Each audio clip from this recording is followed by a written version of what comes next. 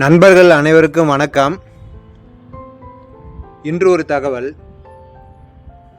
இன்றைய காலகட்டங்களில் நிறைய வீடுகளில் பார்த்தீங்கன்னா குழந்தைகள் இல்லாமல் இருப்பது அப்படின்றது ஒரு மிகப்பெரிய பிரச்சனையாக இருந்துக்கிட்டு வருது. மருத்துவ ரீதியாக பார்த்தீங்கன்னா ஒரு வருஷம் குழந்தை இல்லை அப்படின்னு சொன்னாங்கன்னா அது குழந்தையின்மை அப்படின்னு சொல்கிறோம். இன்ஃபெர்டிலிட்டி அப்படின்னு சொல்லிட்டு ஆங்கிலத்தில் சொல்கிறாங்க. ஸோ இந்த பிரச்சனைக்கான காரணம் பல வகையாக இருக்குது.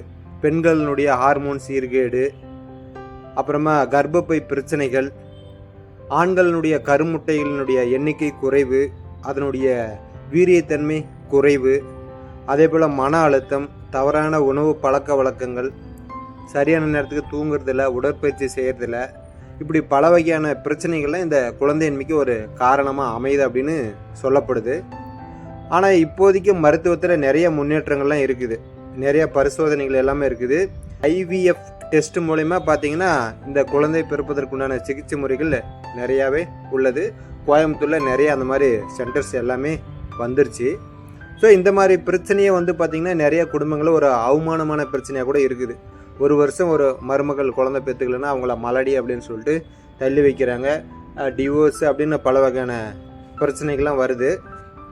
இதுக்கு சரியான தீர்வு என்ன அப்படின்னு பார்த்தீங்க அப்படின்னா, மருத்துவரை உடனடியாக நம்ம போய் பார்க்கறது, ஒருவருக்கு ஒரு ஆதரவாக இருக்கிறது, மன உறுதியுடன் இருந்தோம் அப்படின்னா இந்த பிரச்சனைக்கு கண்டிப்பாக ஒரு வழிவகுக்கலாம். குழந்தை மட்டுமே வாழ்க்கை அப்படின்றதே கிடையாது. நம்பிக்கை, மருத்துவ உதவி, நல்ல வாழ்க்கை முறையுடன் இருந்துச்சு அப்படின்னா கண்டிப்பாக எல்லாத்துக்கும் குழந்தை பிறக்கும். அதுக்கு உண்டான நிறைய மருத்துவ முன்னேற்றங்கள் வந்துச்சு. குழந்தை இல்லை அப்படின்றவங்க யாரும் வருத்தப்பட தேவையில்லை. மருத்துவ உதவி உங்களுக்கு இருக்குது அப்படின்றத இதன் மூலிமா சொல்லிக்கிறேன். அடுத்ததாக மைவி3 ஆட்ஸில் பெருசான அப்டேட் ஒன்றும் கிடையாது. இருந்தாலும் சில தகவல்கள் நம்மளுக்கு கிடச்சிருக்குது. அதை நான் உங்கள்கிட்ட ஷேர் பண்ணிக்கணும் அப்படின்றதுக்காக இந்த வீடியோ. மைவி3 ஆட்ஸோட கம்பெனி பார்த்திங்கன்னா இந்த ரிலாக்ஸேஷன் அப்படின்றதுக்கான ஒரு ஃபைல் பண்ணியிருந்தாங்க. அதனுடைய ஹியரிங் டேட் பார்த்திங்கன்னா நாளைக்கு 27ஆம் தேதி வருது அப்படின்னு சொல்லப்பட்டிருக்குது. ஆல்ரெடி கோர்ட்டில் நிறைய நபர்கள் பார்த்துருப்பீங்க.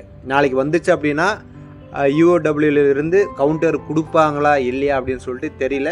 சப்போஸ் அப்படி ஏதாச்சும் கொடுத்தாங்க அப்படின்னா ஓகே, ஏதாவது ஒரு தகவல் கிடைக்க போகிறோம். அப்படி இல்லைன்னா அது மே மாதத்தில் வருவதற்குண்டான வாய்ப்புகள் இருக்குது அப்படின்னு தெரிய வருது.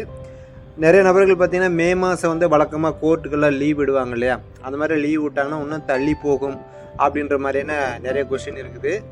டான்பீட் கோர்ட்டுக்கு அந்த மாதிரி லீவு எதுவும் விடுவது கிடையாது. மே மாதத்தில் 2 நாள் மட்டும்தான் லீவு. ஒன்று மே 1 உழைப்பாளர் தினத்துக்கான ஒரு லீவு, அதுக்கப்புறம் 28ஆம் தேதி ஒரு லீவு வருது. ஸோ அதனால் நம்ம மைவி3 ஆட்ஸ் வழக்கு வரக்கூடிய அந்த கோர்ட்டுக்கு லீவு கிடையாது. அதனால் கண்டிப்பாக நாளைக்கு ஏதாச்சும் ஒன்று தகவல் தெரியும். ஏப்ரல் 27ஆம் தேதி நாளைக்கு எதுவும் யூஓடபிள்யூ கவுண்டர் கொடுக்கல அப்படின்னு சொன்னால் அதுக்கு ஒரு சில காரணங்கள் இருக்குது. என்ன அப்படின்னு பார்த்தீங்கன்னா, தேர்தல் முடிஞ்சிருக்குது, அதனுடைய ரிசல்ட்டு மே 4ஆம் தேதி வருது இல்லையா, அதை காரணம் காட்டி கூட நாளைக்கு வரக்கூடிய அந்த ஹியரிங் டேட்டு தள்ளி கூட போகலாம். மே மாதம் 4ஆம் தேதிக்கு அப்புறம் கூட போகலாம்.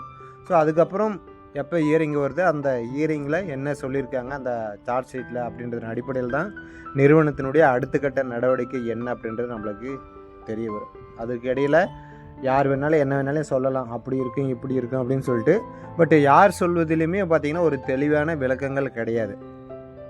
ஏன்னா கம்பெனி சைடு என்ன பண்ணியிருக்காங்க, டான்பீட் கோர்ட்டில் என்ன சார்ஜ் ஷீட்டில் கொடுக்கப்பட்டிருக்கு, அதனுடைய விவரங்கள் என்ன அப்படின்றது தெரிஞ்சால் மட்டும்தான் நிறுவனம் ஒரு முடிவுக்கு வரும். அப்போ தான் நம்மளுக்கு ஒரு தெளிவான விளக்கங்கள் கிடைக்கும்.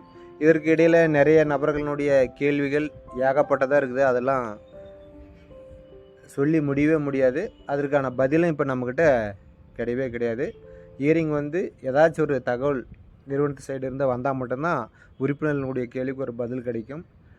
உறுப்பினர்கள் பார்த்திங்கன்னா நிறைய கஷ்டமான சூழலுக்கு தள்ளப்பட்டிருக்கிறாங்க. டெய்லி நிறைய ஃபோன் கால்ஸ், என்ன பண்ணுறது ஏது பண்ணுறது, அடுத்தது என்ன பண்ணலாம் ஏது பண்ணலாம் அப்படின்னு சொல்லிட்டு. ஸோ நாம் பண்ணக்கூடிய எல்லா செயல்களுமே ஆல்ரெடி பண்ணிட்டாங்க நிறைய மக்கள். அது இப்போ ஒரு நீதிமன்றத்தில் விசாரணைக்காக இருக்குது. அதனுடைய முடிவு என்ன அப்படின்றது நம்ம வெயிட் பண்ணி தான் தெரிஞ்சுக்க வேண்டிய ஒரு சூழல். அதுக்கு இடையில நம்ம நிறுவனத்தை பற்றி தவறாக பேசினாலையும் உயர்த்தி பேசினாலையும் ஒன்றும் நடக்க போகிறது கிடையாது. ஸோ மன தைரியத்தோடு இருங்க. ஹியரிங் வரட்டும். அதில் விசாரணை வரட்டும், என்ன சொல்லியிருக்காங்க அப்படின்றத தெரிஞ்சுக்கலாம். அதற்கு அப்புறமா ஏதாச்சும் ஒரு நடவடிக்கை நிறுவனம் சொல்லுவாங்க. அதுக்கப்புறம் நாமளே ஏதாச்சும் ஒரு நடவடிக்கை மேற்கொள்ளலாம் அப்படின்றத இதன் மூலிமா சொல்லிக்கிறேன். மீண்டும் அடுத்த ஒரு தகவலுடன் உங்களை சந்திக்கிறேன். நன்றி, வணக்கம்.